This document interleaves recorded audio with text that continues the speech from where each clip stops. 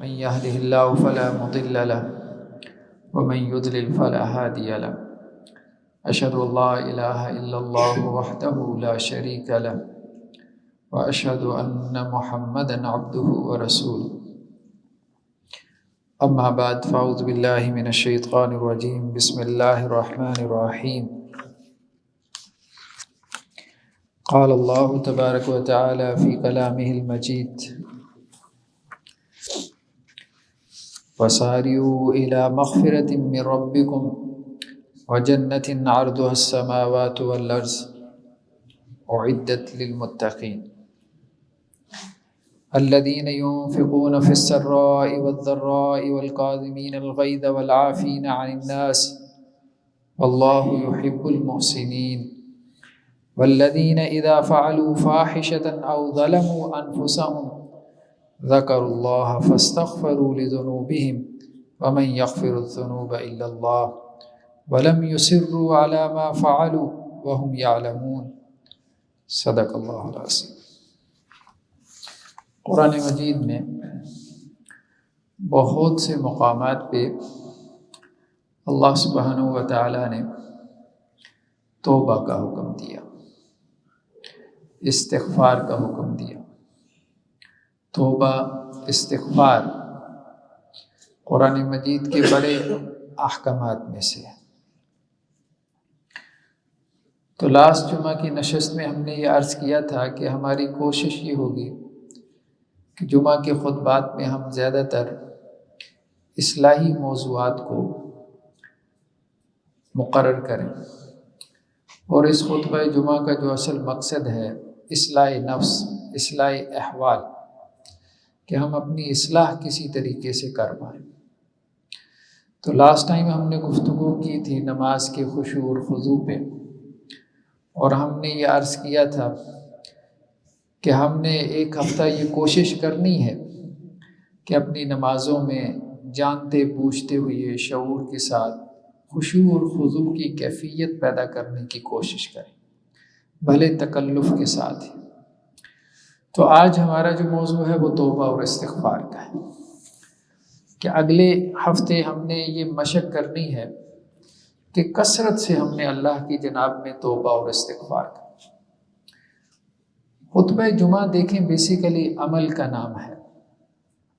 ہم نے لمبے لمبے خطبات کو لمبے کانفرنسوں کے اندر ڈھال دیا۔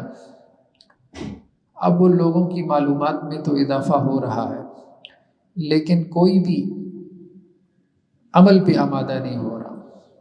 بہت کم لوگ ہیں کہ جو عمل کر پاتے ہیں۔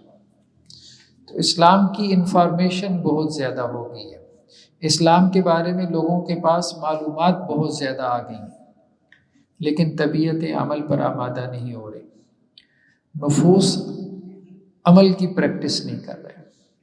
تو یہ بہت ضروری ہے کہ ہم عمل کی طرف آئیں۔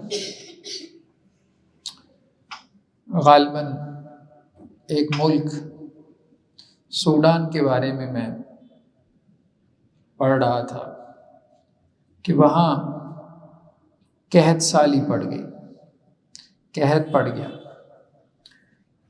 قحط سے مراد یہ ہے کہ اناج غلہ کم ہو گیا، لوگ جو ہے وہ بھوک کی وجہ سے مرنے لگے۔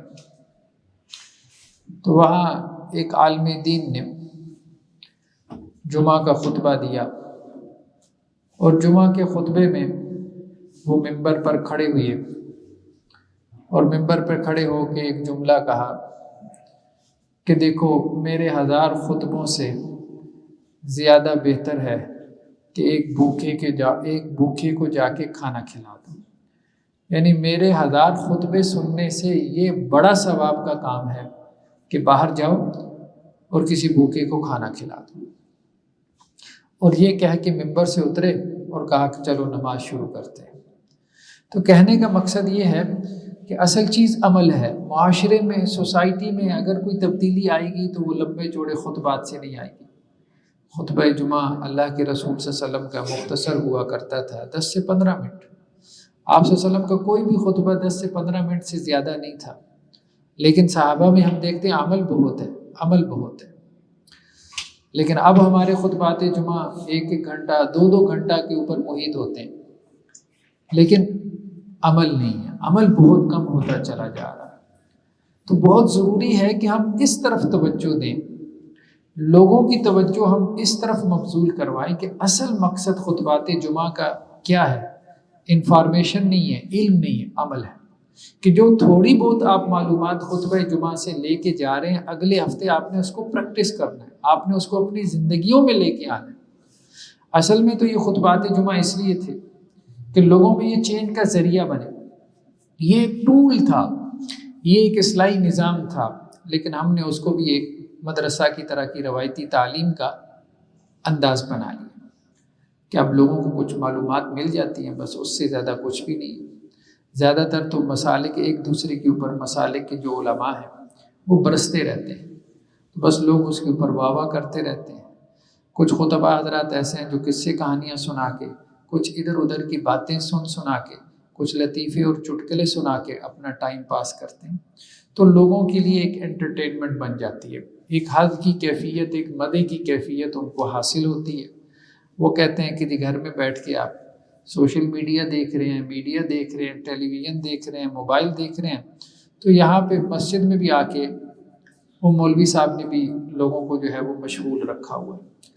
عمل کی طرف لوگ نہیں آ رہے، عمل کی طرف نہیں. یعنی آپ دیکھ رہے ہیں دین کا کام بہت زیادہ ہو رہا ہے، بہت زیادہ ہو رہا ہے.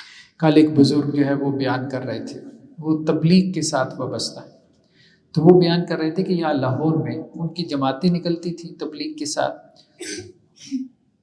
اہل حدیث حضرات میں بھی کچھ لوگوں نے جو ہے وہ تبلیغ کا کام شروع کیا، ماشاءاللہ ان کے اندر درد پیدا ہوا. تو وہ ایک اہل حدیث مسجد میں گئے، وہاں اپنی جماعت لے کے. تو کہنے لگے فجر کی نماز میں ایک امام صاحب تھے اور ایک ہم لوگ تھے، یعنی تبلیغی جماعت والے. فجر کی نماز میں اور کوئی بندہ ہی نہ تھا. تو ہم نے امام صاحب سے پوچھا کیا وجہ ہے، آپ کی مسجد میں لوگ کیوں نہیں آتے؟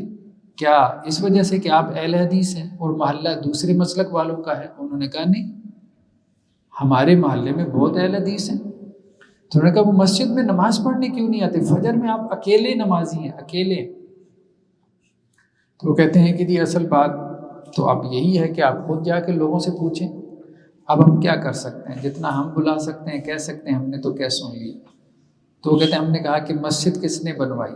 تو انہوں نے بتایا کہ جی مسجد کے ساتھ ہی گھر ہے جنہوں نے مسجد بنوائی. انہوں نے کہا سب سے پہلے تو ان کے گھر جاتے ہیں کہ آپ نے مسجد بنوائی، آپ ہی مسجد میں کیوں نہیں آتے؟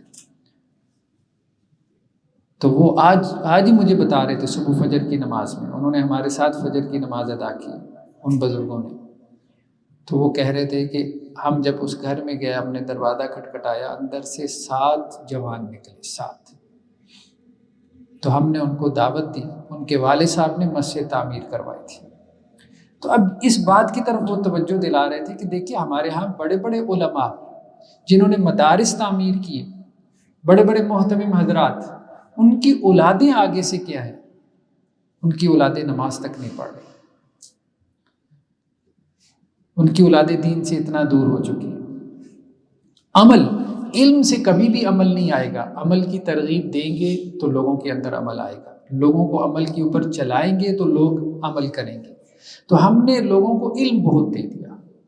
تو وہ کہتے ہیں ہم نے ان کو بلوایا، ہم نے ان کا اکرام کیا، ہم نے ناشتہ باہر سے منگوایا. اب وہ شرمسار کہ ہماری مسجد ہمارے ابا جی نے تعمیر کروائی، باہر سے کچھ لوگ آتے ہیں، وہ ہمیں کہتے ہیں آ کے نا مسجد کو آباد کرنا ہے، اور وہ آ کے ہمیں ناشتے کروا رہے ہیں، یہ تو ہمارے کرنے کا کام تھا. کہتے ہیں اس کے بعد سے اس مسجد میں ایسا دسترخوان لگا کہ آج تک لگتا ہی رہتا ہے. ٹھیک، تو یہ ہے لوگوں کو متوجہ کرنے کا انداز. تو ہم علم سے زیادہ لوگوں کو عمل کے اوپر لے کے ہیں. دیکھیے اس بات کو ہمیں سمجھنے کی ضرورت ہے کہ خطبہ جمعہ کو محض ہم کوئی علمی خطبہ نہ سمجھیں. ہر جمعے ہم نے یہ سبق لے کے جانا ہے کہ اس خطبہ جمعہ میں جو 2-4 باتیں ہم نے سن لی ہیں ان کو ہم اپنے عمل میں لے آئیں. وہ 2 تفاسیر پڑھنے سے بہت بہتر ہے کہ 2 باتیں ہمارے عمل میں آ جائیں. یعنی 2 تفاسیر پڑھ لینے سے 10 جلدوں کی اتنا ثواب ہمیں نہیں ملے گا جتنا 2 چھوٹی نیکیاں کر لینے سے مل جائے گا. تو یہ بہت ضروری ہے. تو توبہ اور استغفار کے بارے میں ہم نے یہ آیت مبارکہ جو ہے آپ کے سامنے پڑھی۔ اللہ سبحانہ و تعالیٰ نے اس آیت مبارکہ میں یہ بات کہی کہ دیکھو اللہ سبحانہ و تعالیٰ نے اپنے بندوں کے لیے جنت تیار کی،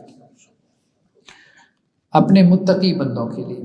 اور اللہ کے متقی بندے کون ہیں؟ اللہ نے یہاں متقی لوگوں کی صفات بیان کی۔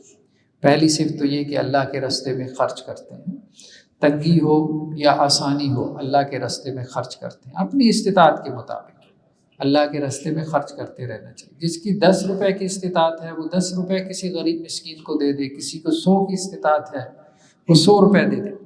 اور دوسرا کیا؟ والکاظمین الغیظ، غصے کو پی جانے والے، والعافین عن الناس، لوگوں کو معاف کرنے والے۔ لیکن اصل میں یہاں پہ چوتھی صفت ہے جو ہمارے جمعے کا موضوع ہے کہ اللہ تعالیٰ جب متقی کی صفات بیان کر رہا ہے کہ اللہ سے ڈرنے والے کون ہیں، متقین کون ہیں، تو وہاں بیان کیا کہ ایک تو وہ جو اللہ کے راستے میں خرچ کرنے والا ہے، دوسرا لوگوں کو معاف کرنے والا، تیسرا غصے کو پی جانے والا یعنی صبر کرنے والا۔ یعنی لوگوں کے مطلب ایل مینرڈ قسم کے لوگ ہوتے ہیں، لوگوں کی بیہیویئر اچھے نہیں ہوتے، لوگ آپ کے ساتھ مس بیہیو کرتے ہیں تو آپ پھر بھی ان کے ساتھ اچھے سے پیش آئیں، ٹھیک ہے؟ تو یہ ہے غصے کو پی جانا۔ کوئی آپ سے بدتمیزی کر رہا ہے تو آپ اس کے ساتھ بدتمیزی نہ کریں، اس سے درگزر سے کام لیں۔ اور چوتھی صفت کیا بیان فرمائی کہ جب ان سے کوئی بے حیائی کا کام ہو جائے یا وہ اپنی جانوں پہ ظلم کر بیٹھے، کوئی گناہ کر بیٹھے، ذکر اللہ، تو وہ فوراً اللہ کو یاد کرتے ہیں، فاستغفروا لذنوبہم، اور اپنے گناہ کی معافی طلب کرتے ہیں، اللہ سے اپنے گناہوں کی معافی مانگتے ہیں۔ اللہ نے یہ بات کہی ہے کہ متقی وہ ہے کہ جس سے گناہ ہو جائے اور فوراً توبہ کر لے۔ اللہ نے یہ نہیں کہا قرآن میں کہ متقی وہ ہے جس سے گناہ ہی نہ ہو، یہ بہت بڑی بات ہے۔ ایسا تو دنیا میں کوئی بھی نہیں ہے۔ حضرات انبیاء اور رسول علیہ الصلاۃ والسلام وہ معصوم ہیں، وہ انوسنٹ، اللہ نے ان کو گناہوں سے پاک رکھا۔ ایک عام انسان کا معاملہ تو کیا ہے؟ آپ صلی اللہ علیہ وسلم فرمایا کل بنی آدم خطاء، تمام کی تمام اولاد آدم گناہ گار ہے۔ گناہ گار سے مراد کیا ہے؟ مطلب خطا کار ہے، اور خطاؤن یہ مبالغے کا صیغہ ہے، بہت زیادہ گناہ گار ہے۔ مطلب تم سب سے گناہ ہوں گے، اور تھوڑے نہیں بہت زیادہ ہوں گے، لیکن وخیر الخطائین التوابون، بہترین گناہ گار کون ہے؟ جو بہت توبہ بھی کرتا ہو، کثرت سے توبہ کرتا ہو۔ یعنی بہت گناہ کرنے والا اس کو بہت زیادہ توبہ کرنے والا ہونا چاہیے۔ یہ رسول اللہ صلی اللہ علیہ وسلم کے فرمان کا خلاصہ ہے۔ اللہ کو سپر ہیومنز نہیں چاہیے، اللہ کو ایسے انسان نہیں چاہیے جن سے گناہ نہ ہو، نہ اللہ نے ایسے انسانوں کا مطالبہ کیا ہے، نہ اللہ نے ہمیں کہا ہے کہ تم ایسے بن جاؤ کہ تم سے کوئی گناہ ہی نہ ہو۔ انسان ہے، خطا کا پتلا ہے، انسان سے خطا ہونی ہے، اس سے گناہ ہوتے رہنے۔ ہاں اللہ نے ہم سے یہ مطالبہ کیا ہے کہ جب جب گناہ ہو اس وقت اللہ سے توبہ کرتے رہو، اللہ سے استغفار کرتے رہو، اللہ سے معافی مانگتے رہو۔ تو یہ بہت ضروری ہے، اس کو سمجھنے کی ضرورت ہے کہ متقی قرآن کی ایک بہت بڑی اصطلاح ہے، متقی، پرہیزگار۔ ہمارے ذہن میں آتا ہے کہتے ہیں فلاں آدمی متقی ہے، تو ہم یہ سمجھتے ہیں شاید اس سے کوئی گناہ نہیں ہوتا، لیکن قرآن کیا کہہ رہے ہیں؟ ہاں متقی وہ ہے اس سے گناہ ہو جاتا ہے لیکن وہ فوراً توبہ کر لیتا ہے۔ دیکھیں رویے دو ہیں، ایک شیطان کا رویہ ہے کہ اس سے گناہ ہوا تو اس نے اپنے گناہ کو جسٹیفائی کیا، اس نے اللہ سے کہا کہ میں نے آدم کو سجدہ اس لیے نہیں کیا کہ آدم کو آپ نے مٹی سے پیدا کیا، مجھے آگ سے پیدا کیا۔ تو اگر آپ کوئی گناہ کر کے، کوئی غلطی کر کے بجائے شرمندہ ہونے کے اس کو جسٹیفائی کرتے ہیں تو یہ شیطان کا رویہ ہے، یہ شیطان کا رویہ ہے۔ اور اگر آپ سے کوئی غلطی ہو جائے، خطا ہو جائے، اور آپ اس پہ شرمندہ ہو کے اللہ سے توبہ استغفار کرتے ہیں تو یہ ابن آدم کا، یہ انسانوں کا رویہ ہے۔ تو اللہ سبحانہ و تعالیٰ نے ہم سے صرف اتنا مطالبہ کیا، یہ مطالبہ نہیں کیا کہ ہم سے خطا نہ ہو، ہم سے غلطی نہ ہو۔ تو توبہ جو ہے وہ کثرت سے کرنی ہے، توبہ صبح و شام کرنی ہے۔ توبہ ان گناہوں پہ بھی کرنی ہے جن کو ہم گناہ سمجھتے ہیں، توبہ ان گناہوں پہ بھی کرنی ہے جن کو ہم گناہ نہیں سمجھتے۔ یہ بھی ایک بہت بڑا نقطہ ہے۔ دیکھیں جس ماحول میں آپ رہ رہے ہوتے ہیں تو وہاں کے حساب سے آپ کا ایک ذہن بن جاتا ہے، کچھ گناہوں کو آپ گناہ سمجھتے ہیں، کچھ گناہوں کو آپ گناہ نہیں سمجھتے۔ مدرسے کے ماحول میں جائیں گے، وہاں کچھ چیزیں ایسی ہیں کہ جن کو گناہ سمجھا جاتا ہے اور کچھ چیزیں ایسی ہیں جن کو گناہ ہی نہیں سمجھا جاتا۔ یعنی مدرسے کے ماحول میں آپ دیکھیں گے عام طور پہ کیا ہے کہ بعض لوگ جو کہ علم کے ساتھ وابستہ ہے، ٹھیک ہے، تو وہ دوسروں کو کیا ہے حقیر سمجھیں گے، اپنے سے حقیر سمجھیں گے کہ انسان بعض اوقات عالم فاضل بن جاتا ہے، نیک بن جاتا ہے، تو وہ دوسروں کو اپنے سے کمتر سمجھنا شروع کر دیتا ہے۔ تو دوسروں کو اپنے سے کمتر اور حقیر سمجھنا یہ بھی گناہ ہے، دوسروں سے حسد کرنا یہ بھی گناہ ہے۔ تو ہر ماحول کے اپنے گناہ ہیں۔ یونیورسٹی کالج میں چلے جائیں گے تو وہاں کے اپنے گناہ ہیں کہ ڈیٹنگ کلچر عام ہے، لڑکا لڑکی جو ہے وہ آپس میں مل بیٹھ کے جو ہے وہ بات چیت کر رہے ہیں، ڈیٹ مار رہے ہیں، وہاں کے گناہ اور ہیں۔ مدرسے اور مسجد کے ماحول کے گناہ اور ہیں، دیندار لوگوں کے گناہ اور ہیں، اور جنہیں ہم گناہ گار سمجھتے ہیں ان کے گناہ بالکل اور ہیں۔ تو اس لیے ہر قسم کے گناہوں سے اللہ سے توبہ استغفار کرتے رہنا۔ لوگوں بہت سے گناہ ایسے ہیں جنہیں لوگ گناہ ہی نہیں سمجھتے، جنہیں لوگ گناہ ہی نہیں سمجھتے۔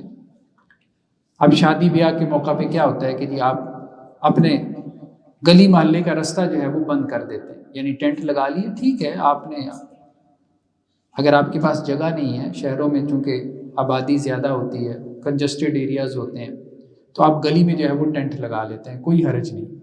لیکن اس طرح سے ٹینٹ نہ لگائیں کہ نمازیوں کا رستہ رک جائے، اس طرح سے ٹینٹ نہ لگائیں کہ اب بندے کو 4 گلیاں پھر کے جانا پڑے، اور جب اس کو 4 گلیاں پھر کے جانا پڑے گا تو ظاہری بات ہے وہ آپ کو دل میں کچھ نہ کچھ صلواتیں بھی سنائے گا، کچھ نہ کچھ باتیں بھی بنائے گا۔ تو اذیت، لوگوں کو اذیت دینا، اپنے کمفرٹ کے لیے لوگوں کو اذیت دینا، تو بہت سے گناہ ایسے ہیں کہ کبھی ہمارے سوچ میں بھی نہیں آتا کہ بھئی یہ گناہ ہے۔ آپ اشارے کے اوپر کھڑے ہیں، ریڈ لائٹ چل رہی ہے، سرخ بتی چل رہی ہے، اب پیچھے سے ایک بندہ آپ کو ہارن دیے جا رہا ہے، مسلسل ہارن دیے جا رہا ہے، اور آپ کو بھی پتہ ہے کہ یار آگے گاڑیاں کھڑی ہیں، میں ریڈ لائٹ بھی چل رہی ہے، میں کیا کروں، نہ دائیں ہو سکتا ہوں، نہ بائیں ہو سکتا ہوں، نہ اپنی گاڑی اڑا سکتا ہوں، پیچھے سے بس وہ بے چین روح ہے، بلا وجہ آپ کو ہارن دیے جا رہا ہے، تو یہ کیا ہے؟ یہ آپ اگلے کو اذیت دے رہے ہیں، یہ آپ اگلے کو تکلیف دے رہے ہیں، یہ بھی گناہ کا کام ہے، یہ بھی گناہ کا کام۔ تو بہت سے ایسے کام ہیں کہ جن کو ہم گناہ کا کام سمجھتے ہی نہیں ہیں، حالانکہ وہ بھی گناہ کے کام میں شامل۔ تو اللہ سبحانہ و تعالیٰ سے ایسے گناہوں کی بھی معافی مانگتے رہنا چاہیے کہ جن کو بندہ جو ہے وہ گناہ نہیں سمجھتا، خاص طور پہ لوگوں کی جو دل آزاری ہے، لوگوں کا جو دل دکھانا ہے، ایسی باتیں کرنا، تو یہ ہمارے یہاں سوسائٹی میں بہت عام ہو چکا ہے۔ لوگ اس کا لحاظ نہیں کرتے کہ اگلا جو ہے وہ اس بات کو فیل کرے گا، محسوس کرے گا، اور ہم اس کا دل جو ہے وہ دکھا جاتے ہیں۔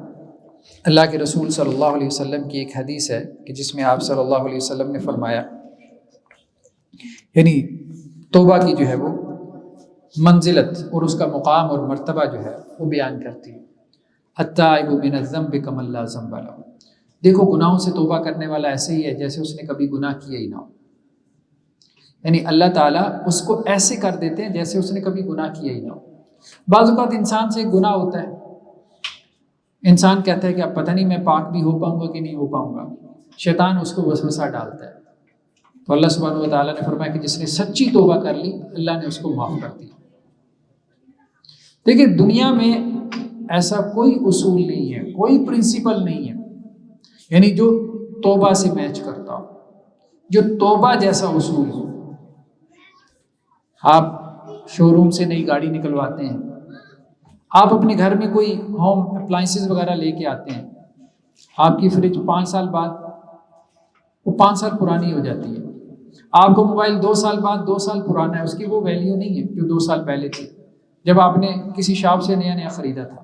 آپ نے گاڑی شو روم سے نکلوائی، 10-12 سال بعد وہ اب کھٹارا گاڑی ہے، اس کی وہ ویلیو نہیں ہے جو شو روم سے نکلی 0 میٹر گاڑی کی ویلیو تھی۔ انسان پرانا ہو جاتا ہے، انسان کے پرزے پرانے ہو جاتے ہیں، انسان سے متعلق ہر چیز پرانی ہو جاتی ہے۔ آپ نے گھر بنایا، 15-20 سال بعد وہ گھر مطلب اس کو رینوویشن کی ضرورت پڑ جاتی ہے، آپ اس کو رینوویٹ کروا لیتے ہو، لیکن پھر بھی آپ نہیں کہتے کہ یہ نیا ہو گیا۔ اللہ سبحانہ و تعالیٰ کیا کہہ رہے ہیں کہ انسان نیا ہو جاتا ہے، انسان نیا ہو جاتا ہے، 0 میٹر ہو جاتا ہے۔ التائب من الذنب کمن لا ذنب لہ، جتنے اس کے گناہ ہیں وہ سب ختم ہو جاتے ہیں، سب دھل جاتے ہیں، دوبارہ سے اس کی لائف، اس کی زندگی، اس کا میٹر دوبارہ سے شروع ہو جاتا ہے۔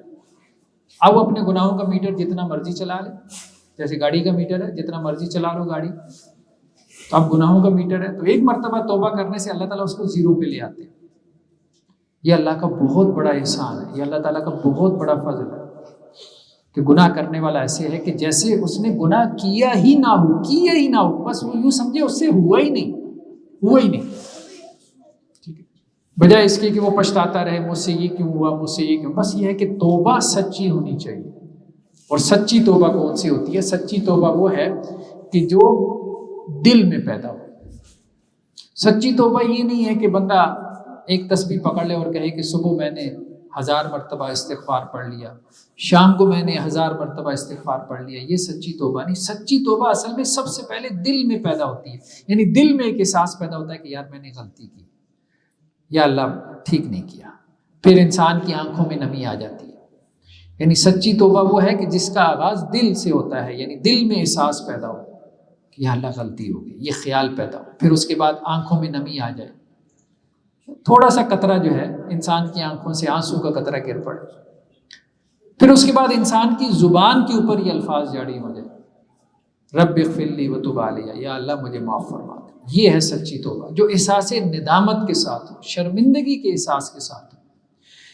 ایک وہ توبہ ہے کہ جو ہم نے توبہ میری توبہ بس ہے، سب نے جو ہے وہ توبہ توبہ کی رٹ لگائی ہوئی ہے۔ یہ استغفار جو ہے وہ آپ کی زندگی میں تبدیلی نہیں لاتا۔ انسان کی زندگی میں وہ استغفار، وہ توبہ تبدیلی لے کے آتی ہے کہ جو سوچ سمجھ کر کی جائے، جو دل کی کیفیت کے ساتھ کی جائے۔ ایک بچہ ہے مثال کے طور پہ، اب اسے احساس ہو جاتا ہے کہ میں نے اپنے پیرنٹ سے، اپنے والدین سے، والدہ سے یا والد سے بدتمیزی کی ہے، اس بچے کو احساس ہو جاتا ہے۔ اب جب یہ سوری کرتا ہے نا تو یہ اپنے رویے میں تبدیلی لائے گا۔ اور ایک بچہ وہ ہے کہ جسے ماں باپ نے ڈانٹ ٹپٹ کے سوری کر، تو نے غلطی کی، سوری کر، اب اس کا دل آمادہ ہی نہیں ہے۔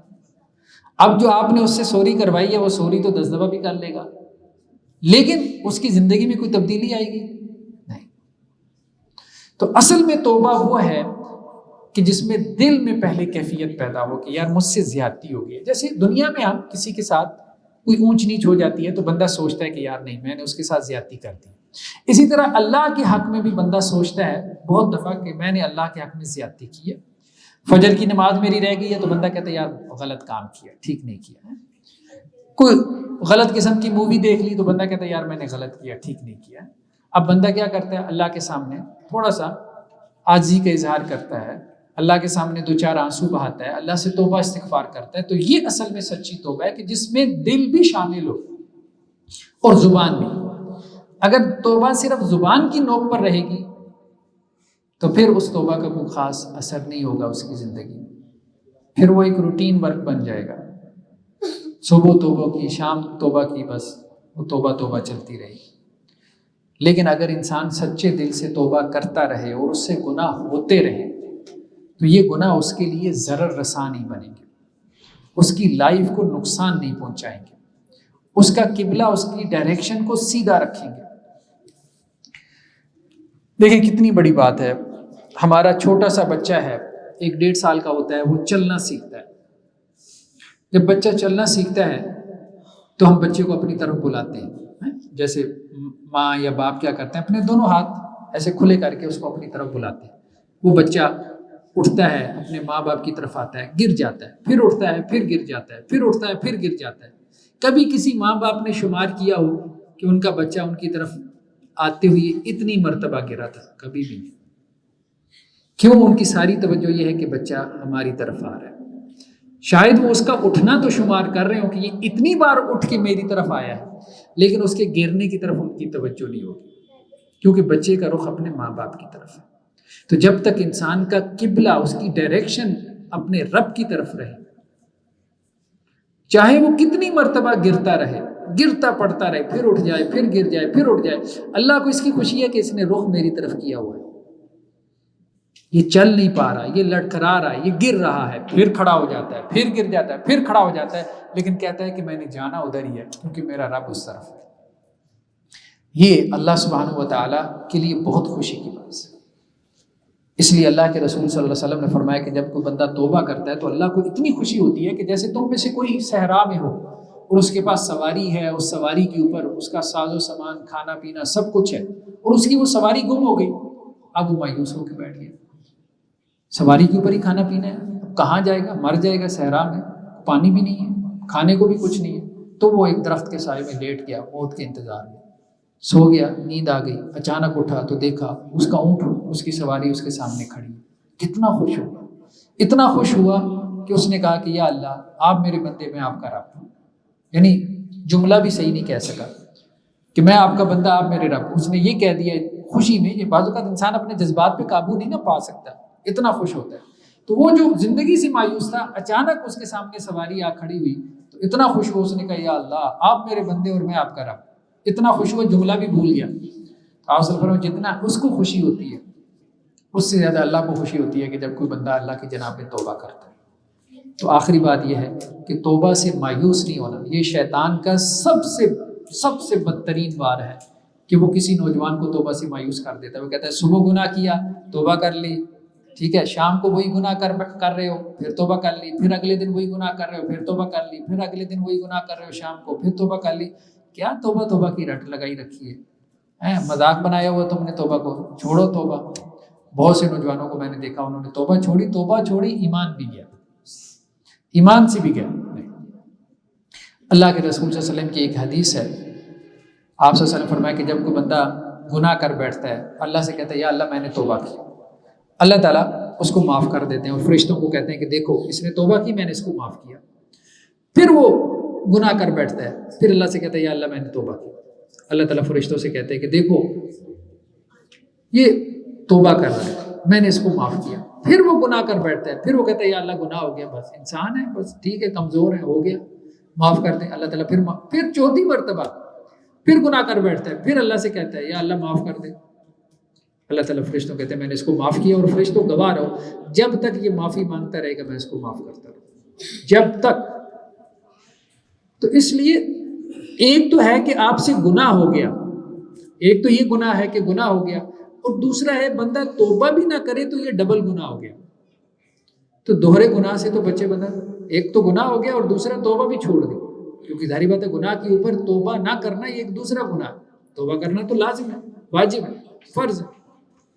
تو اس لیے گناہ کے بعد توبہ ضرور کریں، شیطان کے وسوسے میں نہ آئے کہ گناہ جو ہے مجھے اس کی عادت پڑی ہوئی ہے، وہ مجھ سے چھوٹ ہی نہیں رہا، تو اللہ کی جناب میں کس جو ہے وہ منہ سے جاؤں، کس منہ سے اللہ سے کہوں کہ مجھے معاف کر دے۔ یہ شیطان کا بہت بڑا وسوسہ ہے۔ اللہ کی رحمت بہت وسیع ہے، انسان کے گناہ بہت چھوٹے، اپنے گناہوں کو اللہ کی رحمت سے بڑا نہ بنائیں۔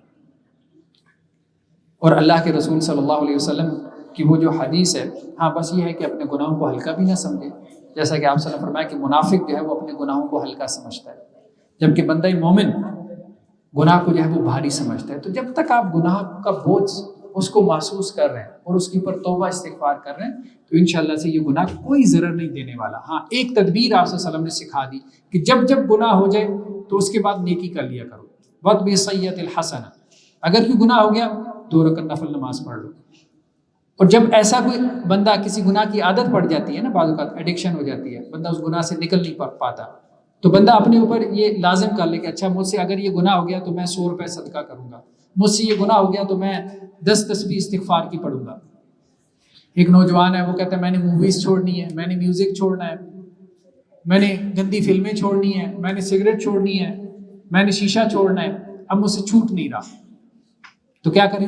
نیکی کر لیا کرے، جب گناہ ہو کوئی نیکی کر لے، تسبیح پڑھ لی، اللہ کے راستے میں صدقہ کر لیا، لازم کر لے کہ میں نے ایک پارہ جو ہے وہ قرآن مجید کا نکالنا ہے، تو انشاءاللہ سے وہ دیکھے گا کچھ عرصے بعد وہ گناہ اس کا چھوٹ جائے گا، اگر وہ گناہ کے بعد نیکی کو اپنی عادت بنا دیتا ہے۔ تو اللہ سے دعا ہے کہ اللہ تعالی ہمیں عمل کی توفیق نصیب فرمائے۔